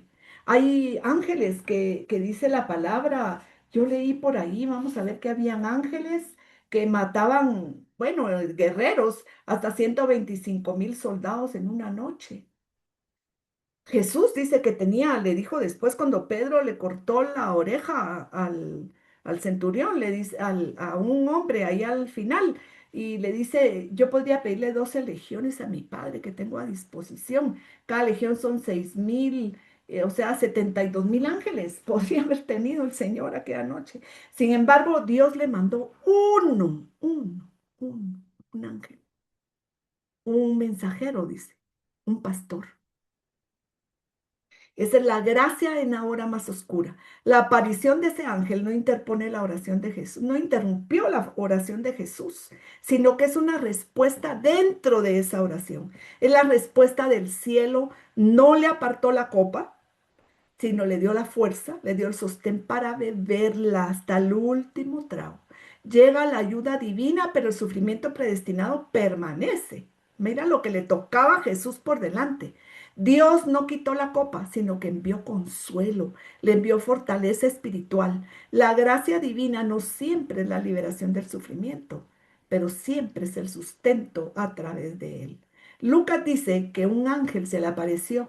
Es una intervención real, personal, dirigida solo a Jesús, a su humanidad. Los discípulos ni en cuenta, no se enteraron, no vieron, no estuvieron ahí en ese lugar donde ese ángel, ¿qué le pudo haber dicho ese ángel, hermanos? Lo vamos a ver aquí adelante. El fortalecimiento está ligado a la resolución expresada momentos antes. No se haga mi voluntad sino la tuya. Y la voluntad del Padre es fortalecerte. Es que estés fuerte, por eso le mandó ese ángel. De modo que la intervención del ángel funciona como una confirmación divina del camino de la obediencia en lugar de una evasión de él. O sea, si tú te preguntas si la oración de Jesús fue contestada esa noche, aquí está. Mira la gráfica, qué linda que me encontré. El ángel de la fortaleza, que no tiene nombre, la oración fue contestada y Jesús recibió lo que estaba pidiendo. Jesús estaba pidiendo esa noche fortaleza. Un ángel del cielo enfatiza el origen y la autoridad del fortalecimiento. Viene de lo alto, del reino de Dios, de la presencia misma del León del Altísimo. El fortalecimiento del ángel es la provisión misericordiosa del Padre para que el Hijo soporte lo que la obediencia exige en esa angustia y lo sostiene porque Jesús fue obediente hasta la muerte, dice la palabra, y muerte de cruz. Getsemaní es un lugar donde la compañía humana, mira esto qué tremendo, la compañía humana escasea. ¿Has estado ahí? Los discípulos duermen, Jesús está solo entre los hombres, pero Lucas muestra que no está completamente solo. El cuidado del Padre está presente, aunque invisible para los demás. La fidelidad de Dios no se mide por la eliminación del sufrimiento, sino por la gracia que lo sustenta en medio de él. El ángel no reemplaza el sufrimiento de Jesús, el ángel lo sostiene mientras lo acepta. En el caso de Jesús, el sostenimiento no es meramente consuelo emocional, es fortaleza para los pasos decisivos que siguen. Y mira qué pasos: el arresto, los juicios, la cruz. El cielo lo fortalece para la obra que vino a realizar. Que el Señor nos fortalezca hasta ver a Guatemala convertido en el faro de luz a las naciones. Que el Señor nos fortalezca y nos haga permanecer en oración hasta que veamos a Guatemala como la nación oveja, donde salva, que veamos este país cambiar conforme al corazón del Padre, lo que está escrito en los cielos, que sea hecho en la tierra en el nombre de Jesús, para tu familia, para ti, para tu salud, para tus finanzas, para todo. La presencia de aquel ángel trajo fuerza. Mira qué lindo, esto me encantó, a mí me gustó tantísimo. Algunos estudiosos sugieren que el ángel pudo haber recordado a Jesús las promesas proféticas. A mí me gustó y lo asumí, me encantó. Tal vez trajo a la memoria el Salmo 22, léalo, léelo. Describe en detalle el sufrimiento del Mesías, pero termina en victoria. Ese ángel le comenzó a recitar los salmos y probablemente le dijo: Recuérdate lo que dice, lo que David escribió sobre ti. Mi fuerza se escurrió como agua, tengo todos los huesos descoyuntados, mi corazón se derrite como cera, pero también dice: no ha desdeñado mi clamor ni mi profunda desesperación. Eso te dice el Señor, que no ha desdeñado tu clamor ni tu profunda desesperación. No te ha vuelto la espalda, no se ha alejado el Señor. Cuando clamé a Él, cuando tú clamas a Él te escucha y acude, dice la palabra aquí. Todos en esta tierra lo verán y se volverán al Señor, y la gente de todas las naciones te adorará. Eso le dijo el ángel a Jesús probablemente. O tal vez le recordó Isaías 53, donde el siervo sufriente ve el fruto de su trabajo y queda satisfecho. Tal vez simplemente permaneció ahí porque no dice nada que dijo el ángel, como un ancla en medio del caos espiritual. Lo que sabemos con certeza es el resultado. Y mira este resultado. Este resultado es glorioso. Tras la aparición del ángel, Lucas registra que Jesús oraba más intensamente. El fortalecimiento no removió la agonía, sino que intensificó la oración. Y aquí miramos nosotros el ejemplo de nuestro Señor Jesucristo. En esa agonía oró con más fervor, dice la palabra. Ahí ya no estaba tirado en la tierra. Ahí ya se estaba levantando nuestro Señor. La oración como la respuesta decisiva a la tentación y al dolor. El contexto de este versículo convierte la oración en un campo de batalla. Había firmeza espiritual ya. Lucas 22:44 muestra que la intensificación de la presión no alejó a Jesús de la comunión con el Padre, lo acercó más a ella. La oración ferviente no se presenta como un ejercicio religioso tranquilo, sino como un esfuerzo, una lucha, un compromiso perseverante con Dios, cuando el alma es presionada más allá de sus fuerzas ordinarias. La pasión comienza antes de los clavos y las espinas. Cuando Jesús se levantó y salió del Getsemaní era un hombre diferente, fue como oveja al matadero porque lo que él pasó aquí, esta agonía, este Getsemaní, esto hizo el cambio total en Jesús a través de la oración y la fortaleza. Salió de la agonía a la fortaleza. Comenzó en el alma y la angustia del alma se derramó en el cuerpo de Jesús. La agonía no produce rebeldía, sino una oración más ferviente. No escapó del sufrimiento negándolo, ni se rindió a la desesperación. Lo llevó ante la presencia del Padre. La oración es el lugar donde la obediencia se forja bajo presión y muestra que la santidad no es una ausencia de tensión emocional, sino fidelidad en medio de ella. El misterio de la pasión. El rey avanza hacia su trono. Aquí Jesús estaba avanzando hacia su trono y la obra salvadora comienza, no con una demostración de poder, sino con una oración ferviente en medio de un dolor abrumador. La agonía ya vimos que es competencia, batalla y pelear. Y aquí vemos a Jesús, que la segunda oración, otra vez fue, se recuerdan que fue a ver a los discípulos, ya aquí pasó lo del ángel, se levantó, fue a ver a los discípulos y regresó y oró por segunda vez, pero mira la diferencia. Y diciendo, Padre mío, Abba, Abba le dice aquí, se refiere a él como papito. Si no puede pasar de mí esta copa sin que yo la beba, hágase tu voluntad. Aquí ya cambió, aquí la oración ya fue profunda de otra manera. Fíjate en la progresión. En la primera oración Jesús clamó. La gente piensa que fue la misma oración. No, no, no. La primera dijo, si es posible que esta copa, este trago amargo, pase de mí, pues que sea tu voluntad. Pero en la segunda reconoció la voluntad del Padre de forma más directa. Dijo, si no puede pasar de mí esta copa a menos que yo la beba, mira qué diferencia. Y después vino una tercera oración. Aquí en Mateo 26:44, solo registra que Jesús oró diciendo las mismas palabras. Ya solo Jesús, Señor, Abba, Padre, Papito, que se haga tu voluntad y no la mía. Estaba firme en su súplica. Su rendición ya estaba completa. Y fíjate que esta es una oración persistente, Jesús. Jesús no oró una vez y se fue. Regresó 3 veces, derramó su alma al Padre. Esto nos enseña que la oración auténtica no es un momento único. Ah, ya estuvo, ya me levanto y me voy. Fue una oración sostenida con Dios, especialmente en las épocas de sufrimiento. Nos revela la profunda dimensión emocional y espiritual del sacrificio de Jesús, así como la constante necesidad de la vigilancia, la oración y la fidelidad en el campo cristiano. Vaya lección que nos está dando el Señor. Y aquí viene algo tremendo, porque después de esa segunda oración, después de que intensificó su oración, dice Lucas que él comenzó a sudar como gotas de sangre. Porque ese Getsemaní es una agonía y fortaleza. Jesús dio hasta la última gota de sangre de él. Aquí comenzó él a derramar su sangre. La tierra recibió las gotas de sangre y el cielo recibió la oración. Y dice Lucas 22:44, y estando en agonía, tan angustiado, oraba más intensamente. Esto fue después del ángel, ¿te recuerdas? Y con más fervor, porque el ángel le dijo, te van a adorar las naciones, se va a cumplir la palabra del Señor. Sigue orando, ¿qué más le diría? Y era su sudor como grandes gotas de sangre que caían hasta la tierra.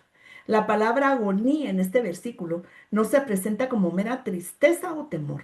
Es el lenguaje de la tensión, el conflicto, la presión aplastante. En la narración de Lucas, Jesús no se sorprende por lo que está por venir, él ya sabía. Él había hablado repetidamente de su muerte, lo vimos al principio, había hablado de su resurrección. Pero, fíjate que tan importante esto, Jesús se dirigió a este lugar, al Getsemaní, a un propósito, con un propósito. Pero Lucas 22:44 insiste que el pleno conocimiento no anula la verdadera angustia. Recuérdate, ese es el ejemplo de una mujer embarazada. Y una mujer embarazada, yo me recuerdo en mi caso, desde el principio, ay, sí, voy a tener el bebé, sí, va a venir el parto, ay, sí, que voy a tener el hijo de esta manera. Pero ya la hora, mis hermanos, eso fue tremendo. Es como que todos sabemos, decía el Espíritu Santo, que vamos a morir. Así yo voy a morir y voy a comprar mi parcelita ahí, tal cosa, y voy a asegurarme. Pero ya en el momentito que está viniendo ese momento, esa es otra cosa, mis hermanos. Jesús había hablado mucho sobre esto, pero aquí Él lo está viviendo ya. Aquí ya estaba en la verdadera angustia. Aquí se muestra el Hijo del Hombre con una voluntad verdaderamente humana que siente el peso de la hora que se avecina y la santidad de su misión no lo insensibiliza ante el dolor.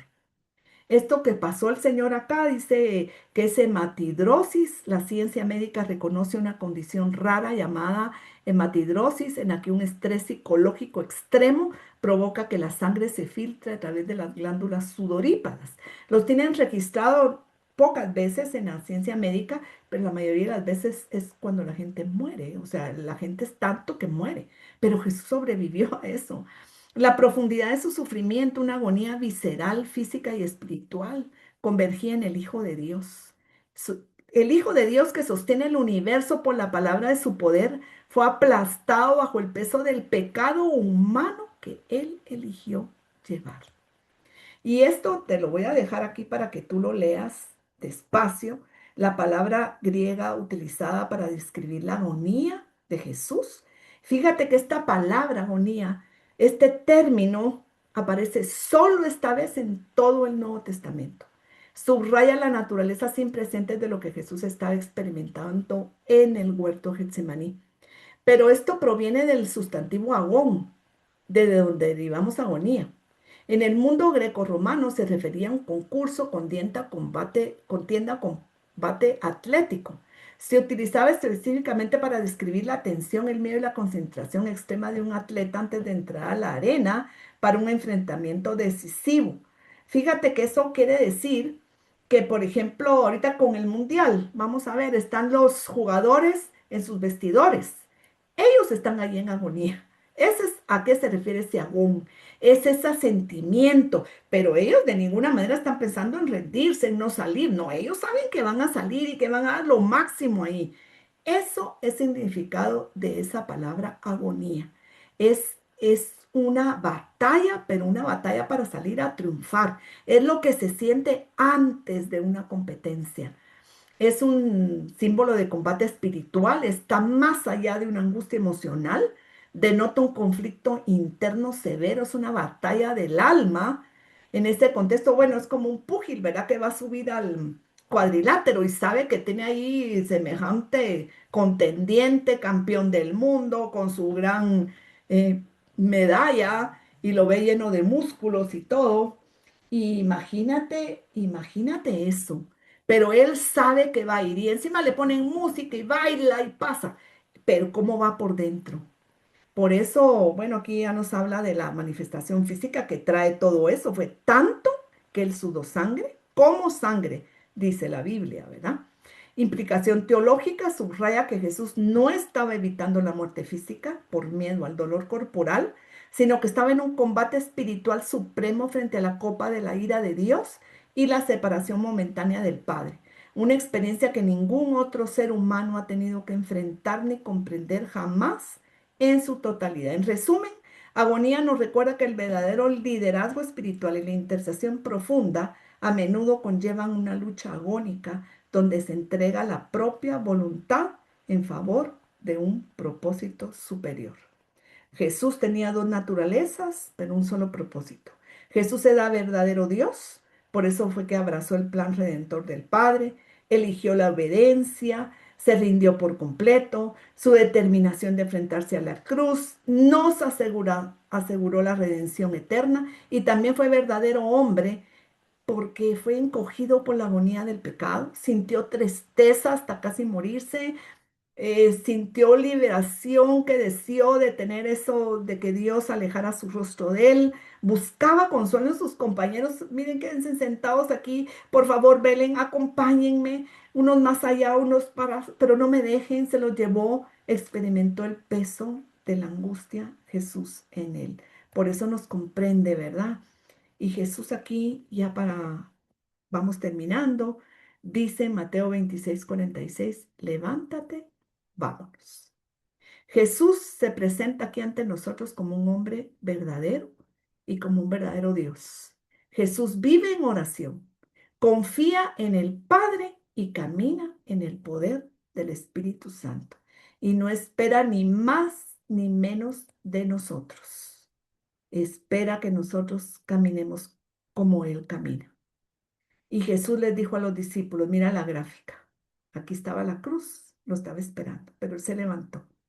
Y dice, "He aquí ha llegado la hora del Hijo del Hombre entregado por manos de pecadores.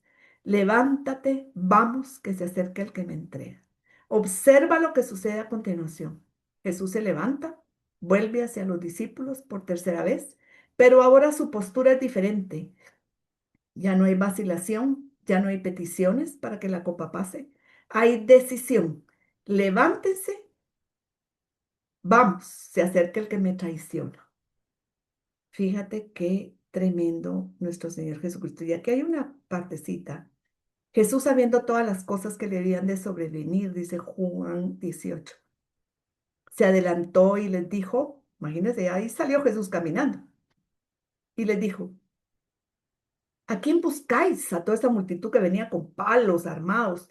Y ellos le respondieron, a Jesús Nazareno.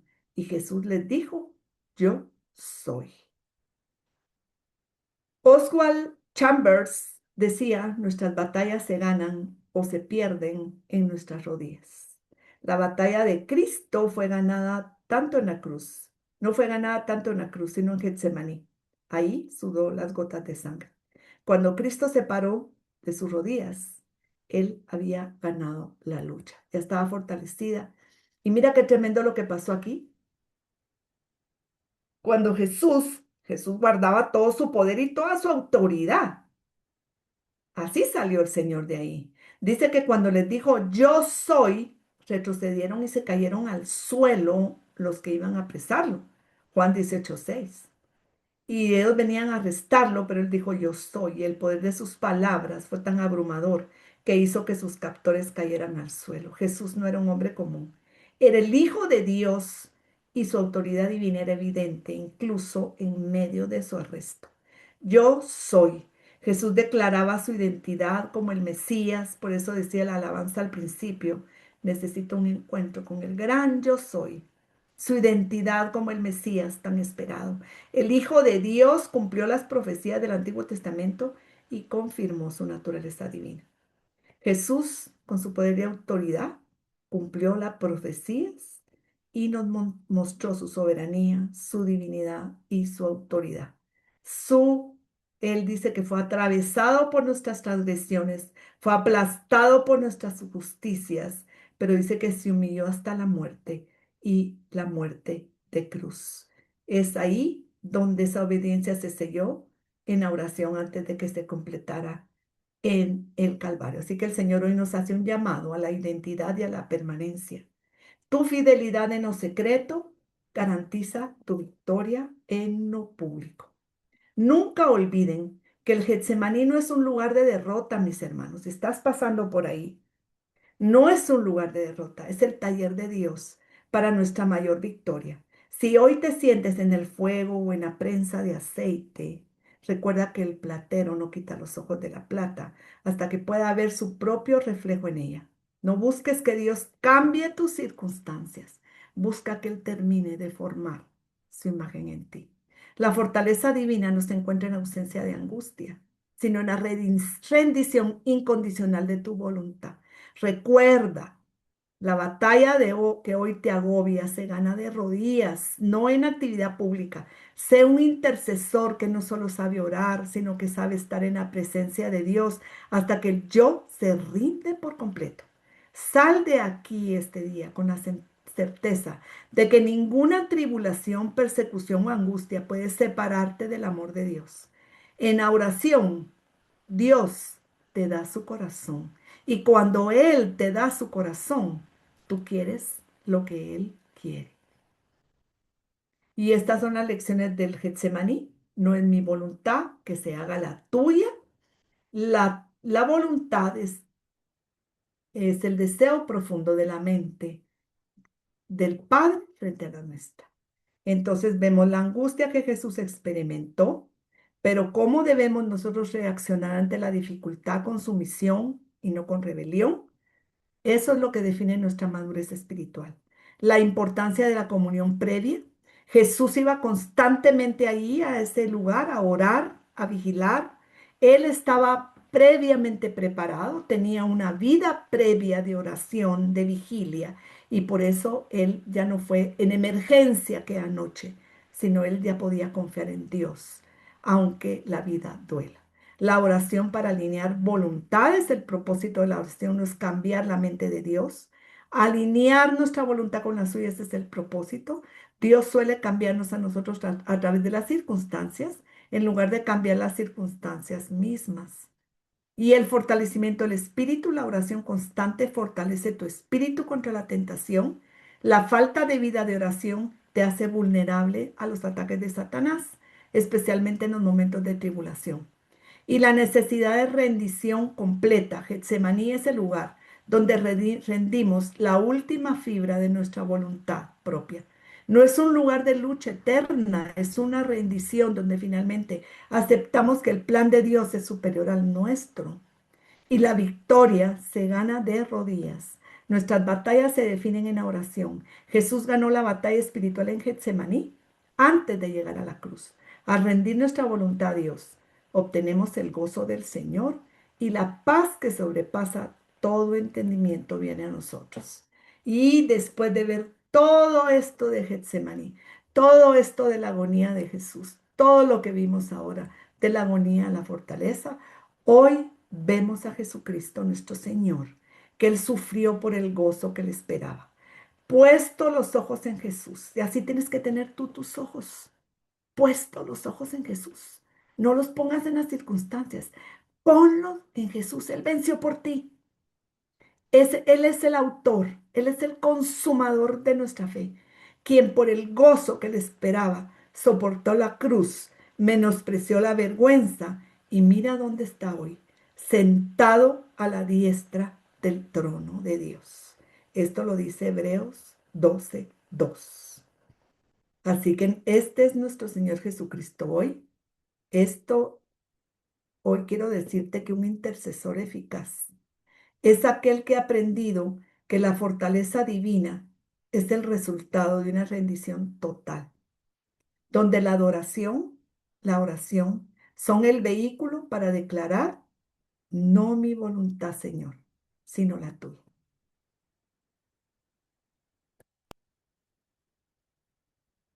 Con esto terminamos y como tengo unos minutitos.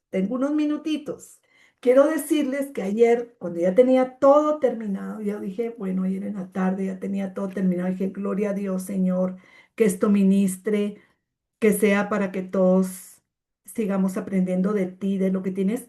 Yo le decía, Señor, si quieres agregar algo, y tú sabes que yo tengo impresas todas las prédicas del apóstol Hagan. Y mira que lo jalé porque quería encontrar una parte donde él dijo que bendito sea Dios por las lágrimas, que bendito sea Dios por las lágrimas. Y me puse a buscarlo, pero ¿sabes qué? Encontré algo que pasé de noche, su primera prédica, y te lo quiero leer porque tengo 2 minutitos. Y fíjate, mira qué cosa, Dios quiso agregar esto. Y esto es de parte del Señor. Bueno, toda la enseñanza es de parte del Señor, pero esto es como la guinda del pastel. Y dice, Jesús vino en el jardín de Getsemaní y dijo, vigilen conmigo. Y sacó a 3 amigos y les dice, mi alma está triste hasta la muerte, vigilen conmigo 1 hora. Y fíjense, entonces dice, Jesús se salió de la corte externa y vino con los discípulos la segunda vez y les pidió y les invitó lo mismo y continuaron durmiendo y se fue a un lado, al lugar santo y luego entra al lugar santo. Todo esto él lo dijo cuando vino y lo leyó. Y yo la verdad que pasé de noche hasta ahora ya lo entiendo. Y vino una tercera vez y les dijo, no pueden vigilar conmigo, ya es muy tarde ahora. Duérmanse ahora, sigan durmiendo.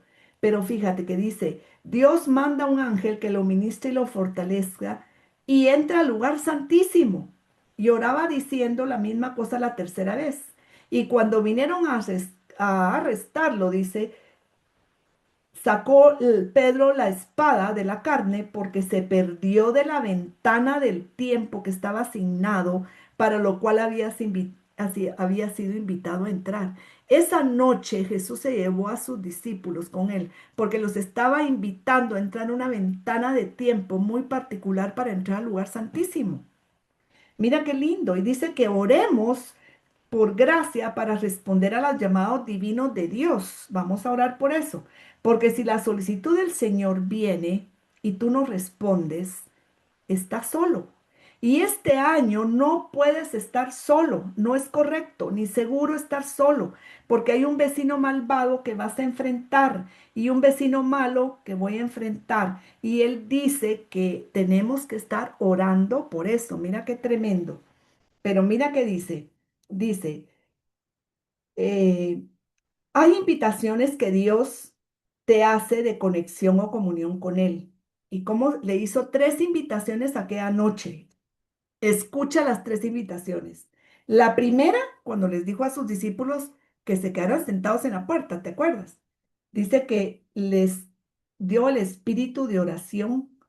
La primera es cuando el espíritu de oración te captura para que entraran a la oración, para que los capturara el espíritu de oración. La segunda es cuando Dios, estando tú en la tierra, te mete en el consejo del cielo y te muestra cosas del cielo. El ángel bajó y dice que le dijo, hijo de hombre, te voy a hablar, y el espíritu entró en Ezequiel y le da una palabra. O sea, esa noche en la segunda oración de Jesús, y es para meterte en el consejo del cielo y mostrarte cosas del cielo, la invitación que Jesús hace para que oremos. Y dice, esta es una invitación divina porque en cuanto tú obedeces, ese es el llamado, la revelación empieza a venir a ti. Y hay una tercera invitación en Apocalipsis 4 que dice, escuché una voz como una trompeta, ven y sube acá y te mostraré cosas que han de venir. Jesús, a través de la invitación de la oración, nos está diciendo, entra al lugar santo, entra al atrio, entra al lugar santo, entra al lugar santísimo conmigo, porque yo te estoy metiendo al consejo del cielo, te quiero mostrar cosas del cielo, te quiero mostrar cosas que han de venir. Esta es la invitación más alta del tercer nivel y es un lugar más alto. Un hombre es invitado al consejo de Dios en los cielos para escuchar cosas y para decir algo si es invitado a hablar. Este año, estas invitaciones están saliendo. Hoy está saliendo invitación para ti, mi hermano, para que entremos en oración profunda con el Señor, en vigilia profunda con el Señor, porque Él nos quiere mostrar cosas del cielo, lo que ha de venir, para que oremos conforme a su corazón, porque Dios ha salido para buscar a una persona, a un hombre, a una mujer que pueda escuchar la invitación y se una a los programas de Dios. ¿Quieres unirte a los programas de Dios? Dios te invita a que ores con Él. Y dice, necesitamos de un hombre, de una mujer que ha venido de los encuentros y de las invitaciones del Señor. Así que vamos a orar. Amado Padre, te damos gracias en esta hora. Te damos gracias por esta invitación de hoy. Te damos gracias, Señor, porque nos has invitado a entrar al lugar santísimo contigo, a escuchar cosas que tú quieres decirnos, a mostrarnos lo que ha de venir, a escuchar revelaciones del cielo. Tú quieres que nos metamos en oración contigo, pero no una oración de quedarnos sentados en la puerta, ni dormirnos a causa de la tristeza, sino meternos contigo, ir ahí, Señor, donde está la visitación, donde está el ángel, donde está todo, Señor, aunque miremos lo que miremos alrededor, no importa, Señor, porque tú nos estás llamando a entrar. Es una ventana que tú nos estás abriendo el día de hoy, Señor, una ventana de oportunidad para que entremos al lugar íntimo contigo, porque nos quieres hablar, nos quieres revelar. Guatemala necesita hombres y mujeres que vengan de estos encuentros, de estas invitaciones del Señor y que vengan plenos de su presencia, de su conocimiento, de sabiendo de lo que ha de venir. Así que te damos gracias por este día, te damos gracias por todos los que están aquí presentes, gracias por los que han de venir a escuchar esta prédica todavía, Señor, que tu Espíritu Santo nos siga ministrando, que podamos decirte, sí, Señor, aquí estoy, no importa mis circunstancias, no importa lo que pasa a mi alrededor, no importa lo que veo, yo pongo mis ojos en Jesús, el autor y consumador de la fe, Señor, el que está sentado a la derecha del Padre, el que me ha hecho rey y sacerdote para Dios mi Padre, el que me ha dicho que venga el conocimiento tuyo para que dé frutos tuyos, Señor, para que tu reino avance, porque se trata de ti y no de mí, Jesús. Gracias por tu sangre. Gracias porque no se quedó un pecado mío ahí rezagado. Gracias porque fue anulada en la cruz del Calvario el acta de decretos que había en contra mía. Gracias por tu redención. Gracias porque soy parte de esa iglesia gloriosa que vale tu sangre preciosa, Jesús.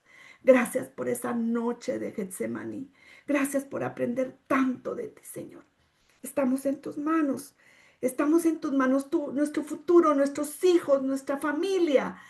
Padre, resguárdanos y manda a tus ángeles los necesarios para ayudarnos en esta hora, Padre. Bendecimos Guatemala, bendecimos Israel, bendecimos nuestras iglesias, los pastores que se levantan a predicar la sana doctrina. Padre, bendecimos los pies de aquellos que llevan las buenas nuevas, porque es necesario que vayamos con señales, prodigios y milagros tuyos, Señor, a predicar el Evangelio y la luz a las naciones. Gracias, Señor, en el nombre de Jesús. Amén y amén. 12 en punto. Gloria a Dios. Me gozo, me gozo, me gozo tanto. Gracias, Padre. Pueden abrir sus micrófonos, por favor. Me gustaría escucharlos. Gracias, Alice. Qué impresionante esto de veras. Una bomba de estudio. Preciosísimo. De veras te conmueve todo. Ay, sí, de verdad yo estoy con el corazón Una pleno. presencia tan fuerte la que sentí yo aquí y como el llamado de Dios y la invitación tan específica, de verdad. Dios es más que bueno y te bendigo por esto. Ay, sí, gracias, gracias, gracias. Miren que de verdad. Aquí Denisita nos está diciendo que nos recuerda la oración de los segundos viernes del mes en la zona U. Ay, perdón, en la zona uno. El otro viernes a las 10 y la reunión presencial en Llaves el miércoles a las 10 de la mañana. Muchos mandando bendiciones. Gracias, de verdad. Les agradezco tantísimo. No, Tantas- amada, el miércoles no hay presencial. Ay, no, No, perdón. no, no hay presencial. Entonces, ¿cuándo es presencial? Ahí lo puse el 24 de junio. Ay, Es Denisita, correcto. perdón, pero creo que ya ni No leo tengo bien de lo tiempo, emocionada que Está estoy. no tengo emocionada, tiempo. hermana, está emocionada. Yo creo que Pero, usted quisiera más tiempo porque tiene tanto que dar, se siente en su sí, presencia, se siente en su corazón, hermana, que sí. el tiempo se le hace chiquito. Ay, Que Dios Dios me mío. la bendiga y la verdad es una riqueza lo que usted nos ha enseñado, nos ha transportado hasta el tercer cielo para ver esas grandezas. Gracias, hermana, por su tiempo, que sé que es bastante el tiempo que se toma para esto. Es una bendición poder escuchar al Señor a través de usted. Dios la bendiga. Mm, Gracias, Gracias, gracias, muy lindo. Te gracias. agradezco. Las Ah, enseñanzas son bien preciosas y profundas. Te agradezco, gracias, gracias. gracias, gracias por sus palabras. Gracias por su participación, Carlita. Por ahí te miro. Yo creo que estás en el trabajo. Hola. Sí, aquí estoy en la oficina, pero qué lindo. Mire, me voló la mente esto porque yo siempre pensaba si era que no quería ir a la cruz, pero wow, lindísimo. La bendigo, Alice, gracias. Carlita linda. Pues bendiciones. Estamos en el tiempo justo. No sé si alguien quiere, Denisita, ¿querés terminar? No, tan linda. Gracias, Alice. Bendiciones. Siempre nos enriqueces. Un Bueno, abrazo. bueno. Amén. Denise. Gracias, mi Alice. Recordarles que ahorita nos pasamos a la oración por amor a Guate. Ahí creo que están compartiendo el link y si las que lo tienen pueden entrar para orar. Vamos a cerrar. Te bendecimos, Alice linda. Y sabes, mientras tú estabas compartiendo, el Señor me recordó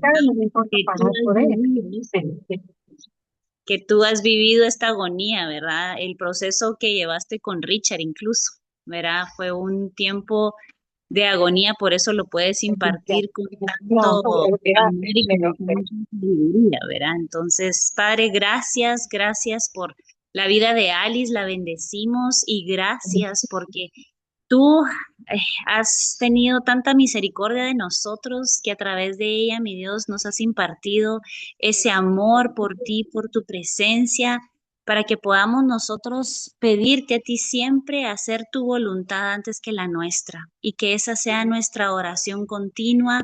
Pese lo que pese, pase lo que pase, que podamos rendir nuestras vidas y decirte primero tu voluntad antes que la nuestra.